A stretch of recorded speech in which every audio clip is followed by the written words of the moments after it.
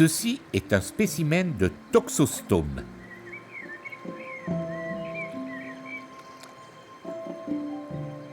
Il a quasiment disparu des grands fleuves à cause de l'aménagement des cours d'eau et de la pollution. La présence de l'espèce dans le bassin du Rhône date d'environ 5 millions d'années. Elle a été protégée, pourquoi? Du fait de sa rareté. Une aire de répartition finalement relativement réduite, bassin du Rhône, bassin d'Ourgaronne, qui en fait une espèce qui mondialement a une très faible répartition. Du coup, il y a eu ce souci de protéger une espèce rare.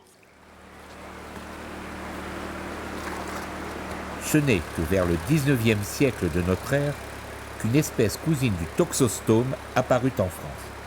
Il s'agit du Hotu, qui gagna le bassin du Rhône en empruntant les canaux de navigation qui avaient été ouverts entre le Rhône et le Rhin. Moins de 100 ans après sa découverte en France, le Hotu a pénétré jusqu'en Provence. Alors je vous présente l'espèce endémique, le Parachondrostoma toxostoma ou Toxostome. Elle se caractérise par une couleur assez sombre et avec une caractéristique, c'est un petit nez et une bouche arquée. Alors cette espèce, elle est endémique, ça veut dire quoi? C'est qu'elle est présente en fait dans les rivières françaises depuis plus longtemps que les espèces que l'on peut introduire actuellement. Alors le Hotu, comme vous le voyez, il est généralement plus gros. Il se distingue par des couleurs, notamment au niveau des différentes nageoires, a un museau beaucoup plus prononcé, a une bouche rectiligne, à la différence du Toxostome qui avait une bouche arquée. Alors le Hotu, c'est une espèce qui s'est comportée comme une espèce invasive, une conquérante.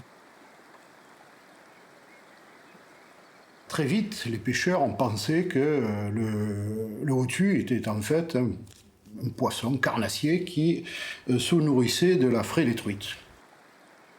Plusieurs articles de cette année 1937 où un dénommé Andrieux, un journaliste ici, invite à la destruction des Hotus.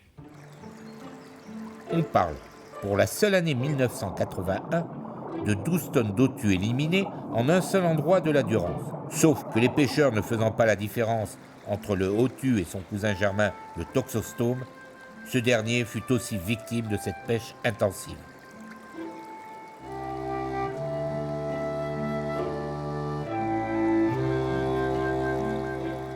Heureusement, elle fut arrêtée avant qu'elle n'ait des conséquences irréversibles.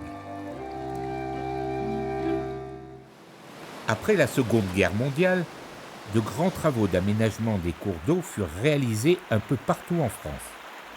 Cette coupure artificielle du cours naturel de la rivière provoqua un changement dans la température de l'eau. Or, la température de l'eau constitue le principal élément déclencheur pour la reproduction du Toxostome et du Hotu. Dans un milieu aquatique sensiblement modifié, leur période de reproduction ainsi que leurs zones de ponte ont commencé à se chevaucher. Des spécimens nouveaux apparurent en certains endroits du cours d'eau. Il s'agissait d'hybrides du Hotu et du Toxostome. Généralement, vous les voyez de forme intermédiaire, avec bien sûr plutôt peu de couleurs, donc plutôt du Toxostome. Et la bouche, en revanche, vous avez une bouche qui est rectiligne. Et ces hybrides sont fertiles. Quelle place vont-elles occuper dans une rivière? Est-ce qu'il y a un gain pour la biodiversité ou est-ce qu'il va y avoir une perte? Comment une partie du génome de l'un arrive à passer, à se combiner avec le génome de l'autre? Ce sont ces éléments qui, d'un point de vue scientifique, nous intéressent. On a cet exemple de développement de la biodiversité et c'est une des thématiques sur lesquelles une grande partie des laboratoires travaillent.